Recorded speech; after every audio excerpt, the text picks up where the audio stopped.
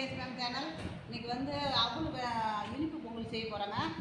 அவள் இனிப்பு பொங்கல் செய்கிறதுக்காக 100 கிராம் வந்து பாசிப்பருப்பு எடுத்துருக்குறேன், 200 கிராம் வெல்லம் எடுத்துருக்குறேன், திராட்சை எடுத்துருக்குறேன், முந்திரி பருப்பு எடுத்துருக்குறேன், ஏலக்காய் எடுத்துருக்குறேன், உப்பு எடுத்துருக்குறேன். இந்த 1/4 கிலோ அவளையும் நாம் இப்போ நல்லா கழுவிட்டு நல்லா ஊற வச்சிடணும்.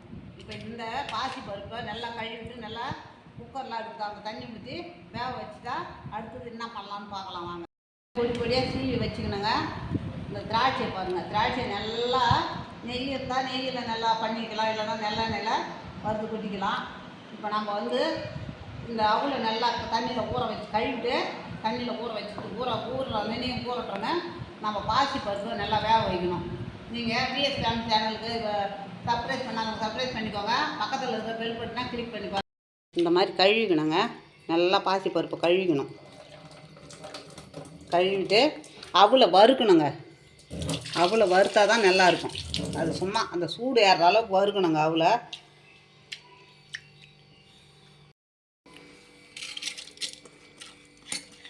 கால் கிலோ அவளுக்கு 100 பாசி பருப்பு.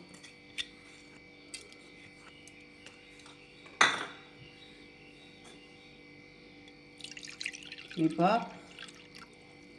ஒரு கிண்ணம் ஊற்றிருக்கிறேன், ஒரு அரை கிண்ணம் ஊற்றிக்கலாம். அவ்வளோதான், அதிலே அது வேகட்டும். இப்போ நம்ம வடை வச்சு கடாயை வச்சு அவளை வறுத்துக்கலாம். இப்போ நம்ம அவளை கொட்டிக்கலாங்க. கெட்டி அவள் தான் எடுத்துருக்குறேன் 1/4 கிலோ. நல்லா கொஞ்சம் சூடு ஏறினா போதும். அதுக்குள்ளே பாசி பருப்பு வந்துடுதுன்னா இது ஒரு அளவு அவளுனா 2 அளவு தண்ணி ஊற்றி பொங்கல் எப்படி செய்கிறோமோ அப்படி தான். அவள் பொங்கல் செஞ்சால் அவ்வளவும் உடம்புக்கு சத்துங்க, யார் வேணாலும் சாப்பிட்லாம். அவள் பொங்கல் அரிசி பொங்கல் தான் அவங்க சாப்பிடக்கூடாது, இவங்க சாப்பிடக்கூடாதுன்னு சொல்லுவாங்க. பிபிக்கார் சாப்பிடக்கூடாது, சுகர்கார் சாப்பிடக்கூடாது. அவள் பொங்கல் வந்து யார் வேணாலும் சாப்பிட்லாம்.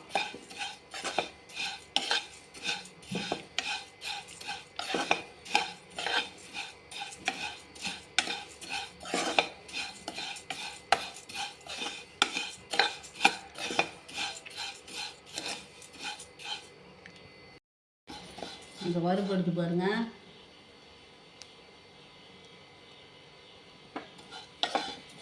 அவ்வளோ சூடு ஏறினா போதுங்க. இது மாதிரி ஒரு கை பொறுக்க சூடு ஏறினா போதும். இது வந்து இந்த சக்கரை நோயாளிலாம் இருக்கிறாங்க பாருங்கள், அவங்க சாப்பிட்லாம். இதை எவ்வளோ வேணாலும் சாப்பிட்லாம். அதே மாதிரி குடலில் புண்ணு இருக்குது பாருங்கள், அவங்க சாப்பிட்லாம். குடல் ஆரோக்கியமாக இருக்கும், உடம்பும் ஆரோக்கியமாக இருக்கும். நல்லா எல்லாத்துக்கும் ஆரோக்கியங்க இது.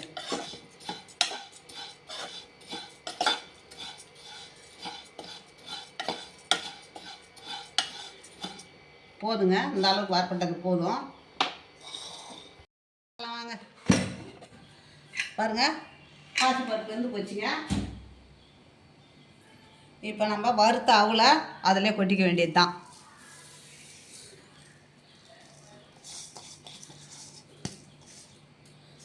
கொட்டிக்கின்னு இப்போ தண்ணி எந்த அளவுக்கு அவள் நம்ம இந்த பவுலில் எடுத்தோமோ அதால் 2 1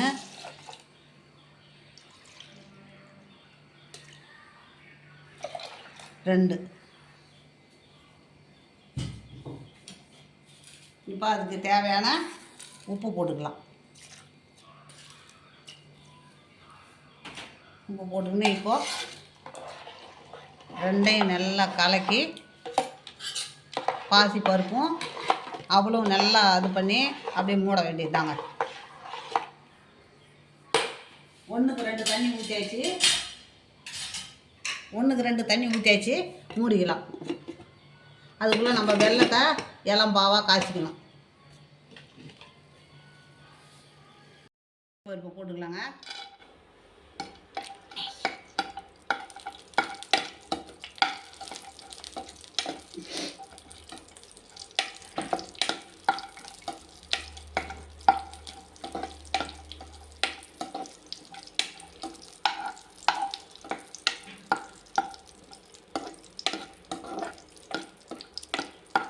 பால் இருந்தால் பால் ஊற்றலாம். என்கிட்ட பால் இல்லைங்க, அதனால தான் நான் ஊற்றலை.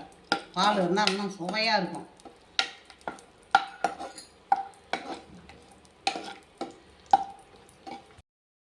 முந்திரி பருப்பு வறுபட்டுருக்குதுங்க.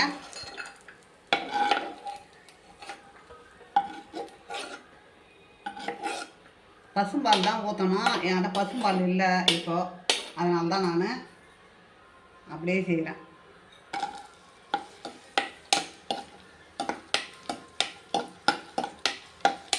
ரெண்டு பங்கு தண்ணி ஊற்றணும் இல்லைங்களா? அதில் ஒரு பங்கு பாலும் ஒரு பங்கு தண்ணியும் ஊற்றணும். அப்போ தான் நல்லா இன்னும் சுவையாக இருக்கும்.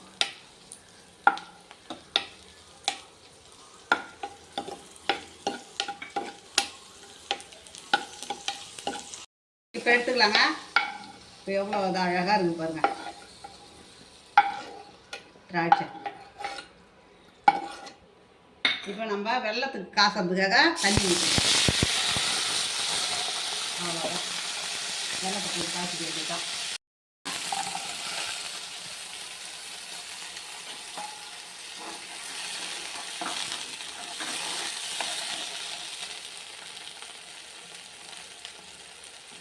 நம்ம இளமையிலே வச்சுக்கலாம். நம்ம வடி கட்டிக்கலாங்க. வடி கட்டிக்கினா அப்புறம் பாகு காசிக்கலாங்க. கம்பி பாதம், இளம் கம்பி பாதம் வரணுங்க. இளம் கம்பி பாதம் வந்தால் தான் நல்லாயிருக்கும். இப்போது இந்த மாதிரி இளம் கம்பி பாதமாக இதாங்க இளம் கம்பி பாதம். இப்போ நம்ம இறக்கிக்கலாம். இப்போ 3 விசில் வந்துடுதுங்க. இப்போ நம்ம திறந்து பார்க்கலாம்.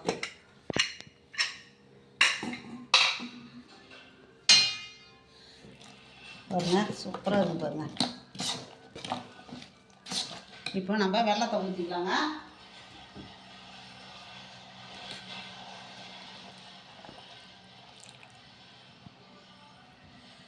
இளம்பாக வெள்ளம் அது காய்ச்சி வச்சுக்கிறேன் பாருங்க.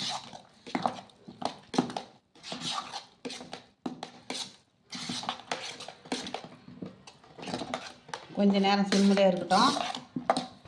அப்புறமா நம்ம முந்திரி பருப்பு, திராட்சை, ஏலக்காய் தூளை போட்டுடலாம். ஏலக்காயை போட்டுடலாங்க.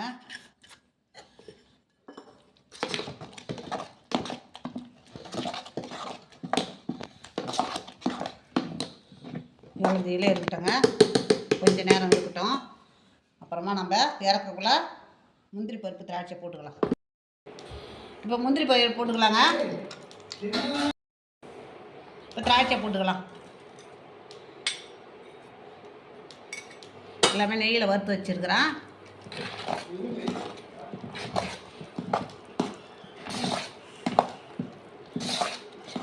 முந்திரி பருப்பு, திராட்சைலாம் போட்டாச்சு. சூப்பராக எடுத்து பாருங்க. அவல் பொங்கல், அவல் இனிப்பு பொங்கல் ரெடி ஆகிடுதுங்க. நீங்களும் இதே மாதிரி செய்து பாருங்கள். உங்களுக்கு பிடிச்சிருந்ததுன்னா எனக்கு லைக் பண்ணுங்கள், கமெண்ட் பண்ணுங்கள், சப்ஸ்கிரைப் பண்ணுங்கள்.